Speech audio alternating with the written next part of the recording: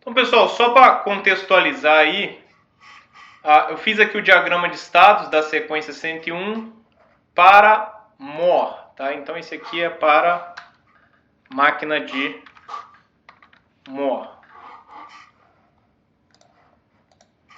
Tá? Então, ela identifica a sequência 101, tá? Mas ela identifica, do jeito que eu fiz o diagrama de estados, ela identifica a sequência 101 sequencialmente mesmo. O que eu quero dizer com isso? A cada novo bit de entrada IN que chega no sistema, ela já faz a análise da janela de 3 bits. Ou seja, ela não espera entrar 3 bits e analisa, depois ela espera entrar mais 3 bits e analisa. Não. Uma vez que ela encha os 3 bits da sequência, a cada novo bit que entra, ela já faz a análise. Tá? Então são duas coisas diferentes. É claro que eu não especifiquei isso, até porque eu não fiz enunciado, então isso precisaria ser melhor especificado, porque são duas coisas distintas. Tá? Uma coisa é eu ter uma máquina de estado que identifica 3 bits com a sequência 101, mas primeiro ela enche os 3 bits, faz a análise. Depois ela espera mais 3 bits, faz a análise. Não é assim que eu estou implementando. Eu estou implementando de que forma? Uma vez que já chegou 3 bits na sequência, a cada novo bit que entra, eu tenho uma nova sequência de 3 bits. E aí eu já faço a análise novamente. Tá? Então, por isso aqui que do estado S2 eu já tenho uma ligação direta com o estado S0. Do estado S3 eu já tenho uma ligação direta com o estado S1. E do estado S3 eu já tenho uma ligação direta com o estado S2. Senhor. Oi. Não faltou testar no S0 a condição se receber 0 e no S1 a condição se receber 1? Sim, falta essa condição. É que essa condição, geralmente, essa condição que a gente volta para o mesmo lugar, muitas das vezes a gente até omite, tá, da diagramação. Por quê? Porque ela é, vamos dizer assim, trivial, já que eu não desenhei no diagrama. Tá? Então, eu sei que ela fica aqui mesmo. Tá? Então, muitas das vezes a gente omite essa ligação do diagrama. Mas, realmente, se eu quisesse fazer um diagrama completinho, eu teria que fazer aqui. Eu estou no estado S1. Chegou IN igual a 0, eu sei que eu fui para o estado S2. Mas e se IN for igual a 1, eu vou para onde? Tá? Então, eu penso nesse estado aí. Tá? A mesma coisa para o estado S0. Estou no estado S0. Chegou 0, eu vou para onde? Tá? Eu vou manter aqui no estado S0. Beleza? Então, um diagrama básico aí. Como eu falei, eu poderia ter outras vertentes desse diagrama. Tá? Se eu quisesse um comportamento desse circuito diferente. Né? Identificando bit a bit, como é o que eu fiz, né? A cada bit novo eu já identifico como uma sequência de 3 bits nova, então eu já faço a análise, ou então eu deixo que chegue em 3 bits, faço a análise, deixo que chegue em 3 bits, faço a análise. Então, o diagrama de estados aí seria diferente. Tá? Vamos abrir isso aqui no Quartz.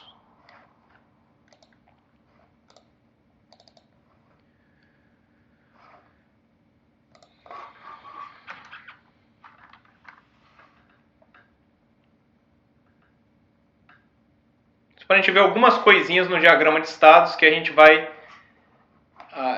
justamente ver o diagrama de estados aqui dentro e outras coisas. Tá? Então,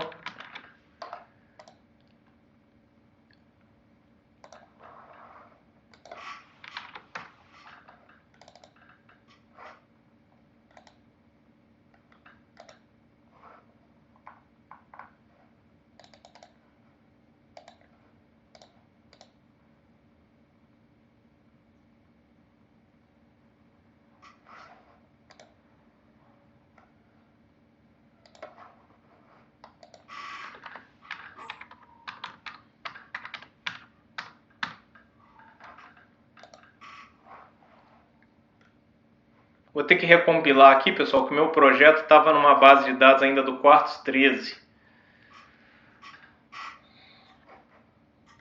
Deixa eu deixar o Quartz maximizado. Acredito eu que os textos do Quartz eu já aumentei o tamanho dessas fontes. Eu acho que está bom para ler.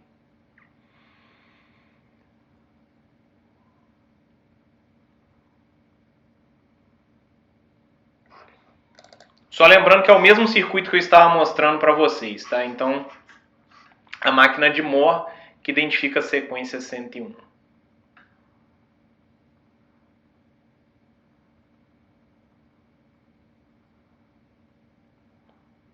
Então, descrita aí com 2 blocos always. Um define a saída, né? Somente baseando-se nos estados, que é esse bloco. E o outro define o estado seguinte. Então vamos lá, pessoal. Fiz a síntese, né? Então é um circuito sequencial, vai ter que ter registros, né? Então aqui, ó, usou registros, ó, 3 registros. Se eu vier aqui, ó, Tools, Netlist Viewer, RTL Viewer, eu vou ter o meu circuito, tá? E eu consigo ver também o diagrama de estados. Então, se eu der 2 cliques aqui, ó, tá em amarelinho, porque ele identificou isso daqui como um diagrama de estados, né? É uma máquina de estados. Então, se eu der 2 cliques aqui, eu tenho o meu diagrama de estados do jeito que foi feito. Tá? Então, olha lá, o S3 ele tem ligação com o S1 e o S3 tem ligação com o S0. Do jeito que eu fiz ali no desenho, tá? Então o diagrama está bastante parecido, né, com o meu diagrama. Quer dizer, está parecido não, está idêntico ao meu diagrama. Deixa eu maximizar isso daqui um pouquinho. Pronto. Então o nosso diagrama de estados, ele também pega isso daí, inclusive pega as condições que ele faz para mudar de estado, né? Então, estou no estado S0. Continuo no estado S0 se a minha entrada for falsa. Então, essa linha aqui, ó, é justamente essa linha. Ó. Mantém no estado S0 se a minha entrada é falsa.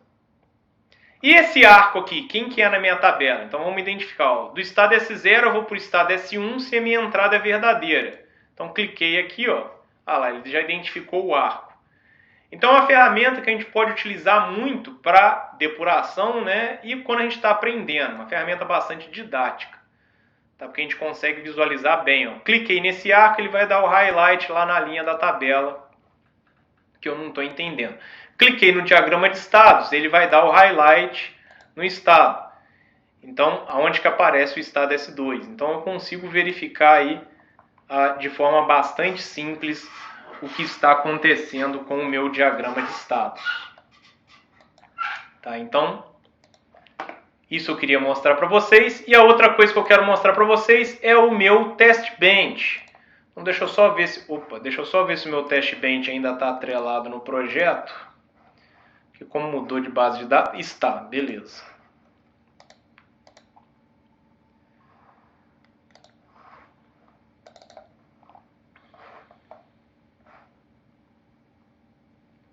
Então esse aqui é o meu test bench. Deixa eu ver se eu consigo deixar tudo na tela.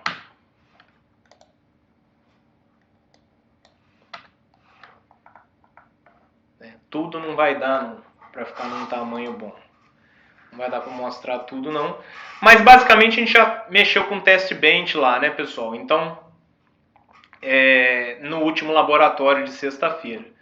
Então lembrar que eu tenho que definir uma base de tempo, já que no test bench eu vou criar sinais que excitarão o circuito que eu quero testar.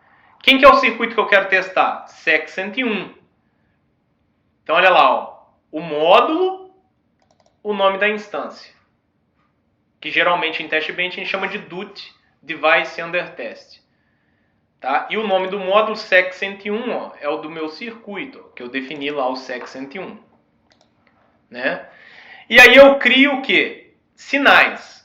Lembrar que no teste bench eu vou definir os sinais que excitarão as entradas do meu circuito. Então, as entradas aqui, ó, né, as entradas entre aspas, né, porque o teste bench não tem interface.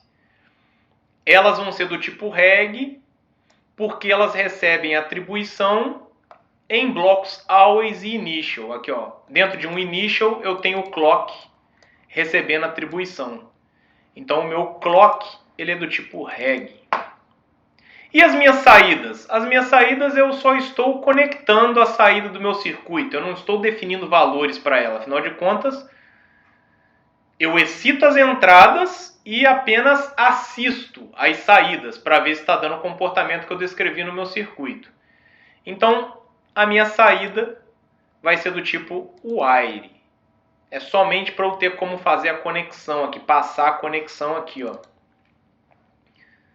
Tá?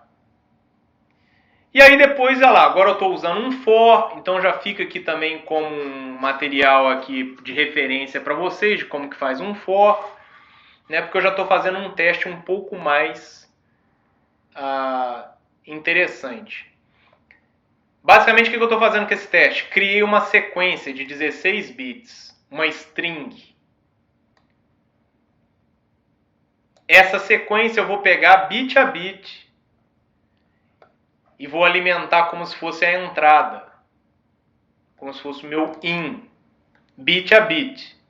E aí a minha máquina de estado vai testando grupos de 3, tá? Aleatoriamente. Então eu posso fazer assim. Ou eu posso fazer também de um outro jeito que eu fiz aqui, ó. Eu defini in como sendo o quê? Eu estou fazendo dos dois jeitos, tá, pessoal? Olha lá, in recebe sequence i. Então eu tenho uma sequência de 16 bits, o i vai incrementando o índice e vai pegando posição por posição aqui. Para mostrar uma outra forma, o que eu estou fazendo? Eu estou criando o in aleatoriamente, só para ver que a gente tem isso aqui também. Então se eu fizer $random, eu estou criando um bit, né? Na verdade, eu não estou criando um bit, eu estou criando uma variável inteira aleatória. Variáveis inteiras aqui no Verilog tem 16 bits por padrão. Aí por isso que eu faço o módulo 2. Então, se eu pegar um número, fizer o módulo 2, ou seja, eu pegar o resto da divisão por 2, ou vai ser 0 ou vai ser 1. Se o número for par, o resto da divisão por 2 é 0. Se o número for ímpar, o resto da divisão por 2 é 1. Então é isso que eu estou fazendo. Porque in é de 1 bit apenas. In é de 1 bit. Então eu pego uma variável de 16 bits, faço o módulo por 2. Então esse resto ou é 0 ou é 1, ou seja, ele pode ser representado como uma variável de 1 bit. E aí eu vejo o que está dando na minha saída também. Essa não é uma forma inteligente de se fazer um teste. Por quê, pessoal?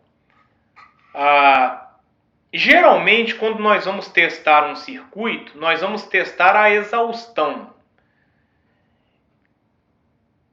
Então não vai ser um ser humano que vai ficar olhando forma de onda para ver se o teste está dando certo. Vai ser o quê? O computador.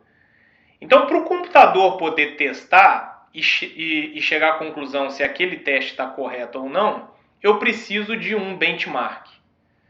Então, geralmente eu vou ter um benchmark, vou falar, olha, dadas essas entradas, essas são as saídas. Então, isso eu entrego para o computador. E depois eu rodo o meu teste. E aí entrega a mesma coisa para o computador. Olha, dadas essas entradas, as mesmas do benchmark, essas são as saídas que o meu circuito deu. E aí o computador vai ver se os dois arquivos são iguais. Só que se eu criar uma variável aleatória, vai ficar difícil de eu saber quais que eram as entradas de antemão. Tá? Eu só estou mostrando isso aqui didaticamente, mas não é uma forma muito inteligente de eu fazer um teste bench. Tá? Mas tem. Uma outra coisa que eu fiz diferente aqui também do laboratório passado é que eu estou usando a diretiva display. Então toda vez que eu usar $display, isso daqui será impresso no console do Model Sim Altera. Então, uma string, ó, state é igual a quem? dut.estado atual. E assim sucessivamente. Então, eu vou montar uma tabelinha aí de 1, 2, 3 colunas. Estado, entrada e saída.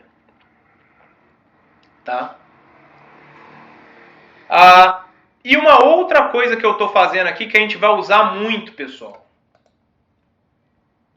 Imagina o seguinte, eu quero monitorar um sinal interno do meu circuito. Então, o meu circuito tem interfaces, o meu circuito tem entradas e saídas. Só que eu quero monitorar um sinal que não faz parte de entrada e saída do meu circuito. Eu quero monitorar um sinal interno. O que eu faço? Eu transformo esse sinal num output para eu poder monitorar. Isso também não é esperto, porque eu tenho que lembrar que um hardware não é um software. Toda vez que eu externalizo um sinal, eu estou acoplando este sinal a um pino. E um pino é uma coisa física. Afinal de contas, aquilo é um circuito. Então, um pino vai agregar capacitâncias, vai agregar uma série de parasitas que vão interferir no meu sinal. Então, apenas para saber se o meu sinal interno está certo, aqui na simulação, eu estou agregando àquele sinal uma série de parasitas na minha simulação, que vão interferir no sinal. E eu não quero isso. Afinal de contas, quando eu fabricar o chip, quando eu gravar ele na minha FPGA, ele não estará externalizado. Então a minha simulação vai estar refletindo uma realidade que não existe. Para isso existe essa diretiva, init signal spy. Ou seja, ela me permite bisbilhotar, espionar um sinal interno do meu circuito sem que eu agregue esses parasitas. Por quê? Porque lá no meu circuito, ó, estado atual é o que eu quero monitorar. Ó, estado atual. Estado atual lá no meu circuito, ó, ele não é um output. Ó, eu tenho entradas clock reset in e saída output. Eu não tenho estado atual como output. Mas mesmo assim eu consigo monitorá-lo através do init signal spy. Então essa daqui é a forma mais inteligente de fazer isso. Então vamos rodar esse teste aí, né? Tools RTL. Lembrando que eu estou rodando sempre RTL, né? Porque essa FPGA Max 10 aqui que eu atrelei ao projeto, ela não tem as bibliotecas tecnológicas de atraso. E aí, pessoal, está o nosso circuito, tá? E aqui, como eu falei, como eu usei aquela diretiva display, eu fiz uma tabelinha aqui de 3 colunas. Então, olha lá, estou no estado 0. Entrada 0, saída 0. Aí fui para o estado 1, por quê? Porque a minha entrada veio 1. Eu acho que aqui deve estar muito pequeno para vocês verem. Deixa eu ver se ele aumenta. Pior que ele não aumenta isso daqui. Deixa eu colar isso daqui no chat. Que lá eu posso aumentar. Chat.